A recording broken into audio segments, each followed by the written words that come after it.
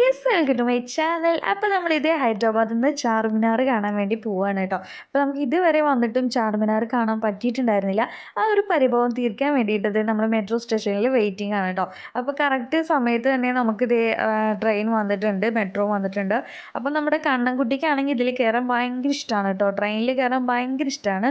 അവന് എന്താ പറയുക, നമ്മൾ ഏത് ബസ്സിലോ വേറെ വല്ല യാത്ര ചെയ്താലും അവന് അത്ര കംഫർട്ടബിൾ ആയിരിക്കില്ല. പക്ഷേ ഇതിലേക്ക് പോകാൻ ഭയങ്കര ഇഷ്ടമാണ് കേട്ടോ. അവന് എന്താ പറഞ്ഞാൽ അത്ര ഇഷ്ടമാണ്. കുട്ടിയിൽ തന്നെ അവന് ഭയങ്കര ഇഷ്ടമാണ് കേട്ടോ ട്രെയിൻ എന്ന് പറഞ്ഞാൽ.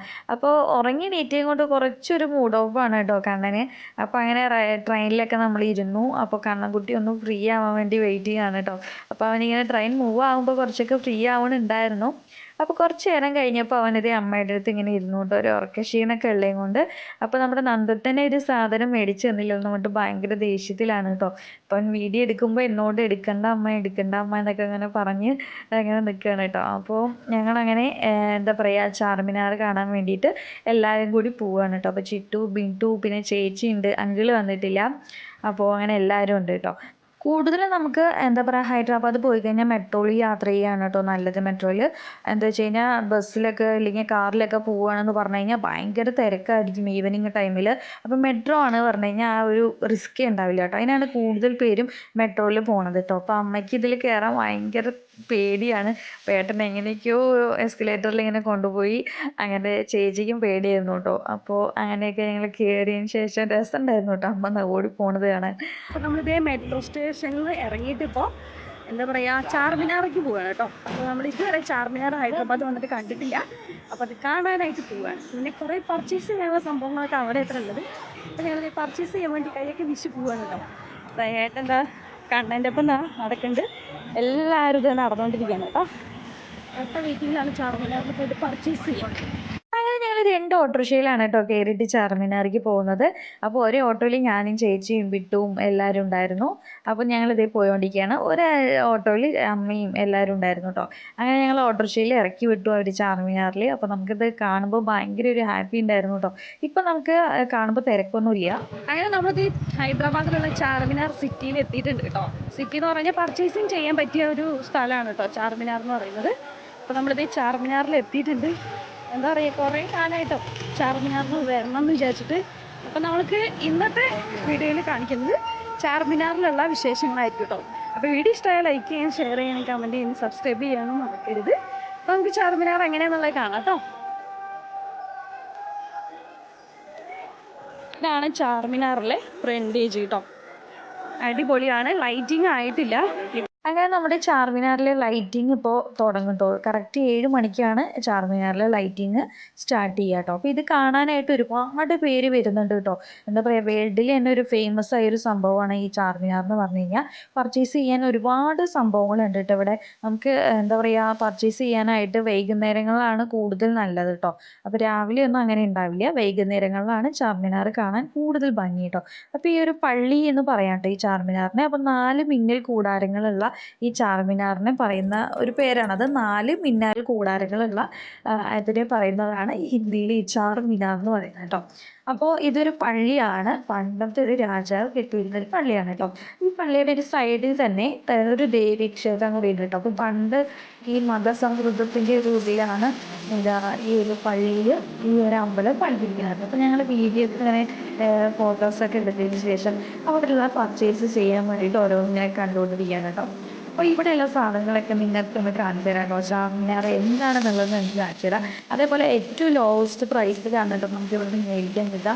ബ്യൂട്ടി പ്രോഡക്റ്റ്സ് ആയിക്കോട്ടെ, പിന്നെ ബ്രഷ്, ആ വീട്ടിൽ വന്നിട്ട് എന്താ പറയുക, ഇതിൻ്റെ പേരൊന്നും എനിക്കറിയില്ല. നെയിൽ പോളിഷ് കാണുന്നുണ്ട്, പക്ഷെ ബാക്കിയുള്ള സംഭവങ്ങളുടെ പേരൊന്നും എനിക്ക് അത്ര അറിയില്ല. അപ്പോൾ അങ്ങനെയുള്ള സംഭവങ്ങൾ, പിന്നെ എന്താ പറയുക, ഡ്രസ്സ്, പിന്നെ നമുക്ക് ഉപയോഗിക്കാൻ പറ്റിയ ലേഡീസിന് കുറച്ച് കപ്പിൾസ്, എല്ലാം വേണ്ടത് എല്ലാം തന്നെ നമുക്ക് പർച്ചേസ് ചെയ്യാൻ പറ്റും. ഒരുപാട് പർച്ചേസ് ചെയ്യാൻ പറ്റിയ സംഭവങ്ങളാണ് നമുക്ക് ചാർമിനാർ കാണുന്നത്. അപ്പോൾ നമുക്ക് ഈ വീഡിയോയിൽ അതൊക്കെ ആദ്യം കണ്ടിട്ട് വരാം.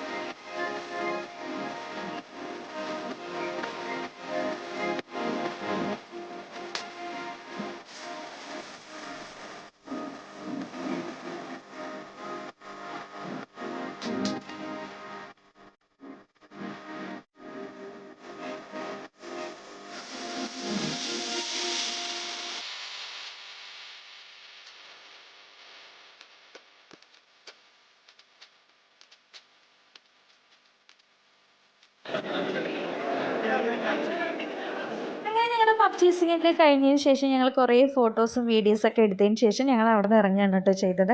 അപ്പോൾ എന്താ പറയുക, വളരെ വളരെ ഹാപ്പി ആയിരുന്നു കേട്ടോ ചാർമിനാർ കണ്ടതിൽ. ഇപ്പോൾ ഇത് കാണുമ്പോൾ തന്നെ നിങ്ങൾ വിചാരിക്കും ഇത് എന്താ ഇപ്പോൾ ഒരു സാധാരണ ഒരു 4 ബീം വെച്ചിട്ടുള്ള ഒരു പള്ളി പോലെ, ഇത് കാണാനാണോ ചാർമിനാർ എന്ന് വിചാരിക്കരുത്. പക്ഷേ ചാർമിനാർ അവിടെ പോയി കണ്ടു കഴിഞ്ഞാൽ നമുക്കൊരു ഹാപ്പിനെസ് ഉണ്ടാവില്ലേ, അതാണ് കേട്ടോ നമുക്ക് ഏറ്റവും കൂടുതൽ ഒരു വിഷയം എന്ന് പറയണത്. അപ്പോൾ എനിക്ക് വളരെ ഹാപ്പി ആയിരുന്നു ചാർമിനാർ കണ്ടതിൽ. അപ്പോൾ നിങ്ങൾ ഇതേപോലെ ചാർമിനാർ കാണാൻ ആഗ്രഹിക്കുന്നവരുണ്ടെങ്കിൽ എന്തായാലും പോയിട്ട് നിങ്ങൾ ചാർമിനാർ ഒരു പ്രാവശ്യമെങ്കിലും പോയി കാണണം കേട്ടോ. അപ്പോൾ ഒരു ദേവീ ക്ഷേത്രത്തിലൊക്കെ ഞങ്ങൾ പോയി തൊഴുതു. പിന്നെ ക്ലോത്ത്സൊക്കെ നിറയെ ഉണ്ടായിരുന്നു കേട്ടോ. ഞങ്ങൾ ക്ലോത്ത്സ് ഒന്നും വാങ്ങാൻ നിന്നില്ല. പിന്നെ നമുക്ക് ആവശ്യത്തിനുള്ള പർച്ചേസിങ് മാത്രമേ ചെയ്തിട്ടുണ്ടായിരുന്നുള്ളൂ കേട്ടോ. അപ്പോൾ ഞങ്ങൾ അവിടെ നിന്ന് നേരെ ഇറങ്ങുകയാണ് കേട്ടോ ചെയ്തത്. അപ്പോൾ ഞങ്ങൾക്ക് വേണ്ടിയിട്ട് അവിടെ അങ്കിള് ഫുഡിനൊക്കെ വെയിറ്റ് ചെയ്ത് നിൽക്കുകയാണ് കേട്ടോ ഹോട്ടലിൽ. അപ്പോൾ ഞങ്ങൾ അമ്മയ്ക്ക് ഭയങ്കര ഹാപ്പിയായി.